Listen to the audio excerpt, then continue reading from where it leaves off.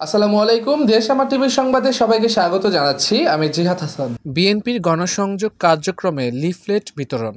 চাঁপাইনবাবগঞ্জ থেকে মাহিদুল ইসলাম ফরহাদের প্রতিবেদন। বাংলাদেশ জাতীয়তাবাদী দল বিএনপি ঘোষিত ৩১ দফার রূপরেখা বাস্তবায়নের অংশ হিসেবে চাঁপাইনবাবগঞ্জে গণসংযোগ কার্যক্রমের মাধ্যমে লিফলেট বিতরণ করা হয়েছে। শনিবার ১৬ই আগস্ট বিকেলে Chapainawabganj coronation road market, Bakshapatti rail station, Kolapatti power house মোড়, সবজি বাজার, মাছ বাজার লিফলেট বিতরণ করেন বাংলাদেশ জাতীয়তাবাদী দল চাঁপাইনবাবগঞ্জ জেলা বিএনপির আহ্বায়ক গোলাম জাকারিয়া।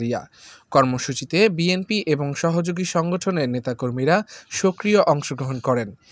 এ সময় উপস্থিত ছিলেন চাঁপাইনবাবগঞ্জ পৌর বিএনপির সহসভাপতি কামরুজ্জামান মুক্তা, সদর থানা বিএনপির আহ্বায়ক আমিনুল ইসলাম, আব্দুস সালাম, সদস্য জেলা বিএনপি ভোলাহাট উপজেলা বিএনপির সাবেক যুগ্ম আহ্বায়ক ও সাবেক এমপি মঞ্জুর হোসেনের ভাতিজা সৈয়দ আতাউর হোসেন মিলন, পৌর বিএনপির সাধারণ সম্পাদক এএইচএম জামাল বাচ্চু সহ অঙ্গ সংগঠনের নেতৃবৃন্দ। দেশে জনগণের ভোটাধিকার পুনঃপ্রতিষ্ঠা, লাগামহীন দ্রব্যমূল্যের বিরুদ্ধে প্রতিরোধ গড়ে তোলা এবং গণতন্ত্র ও সুশাসন নিশ্চিত করার লক্ষ্যে বিএনপির ৩১ দফা কর্মসূচি অত্যন্ত সময় উপযোগী।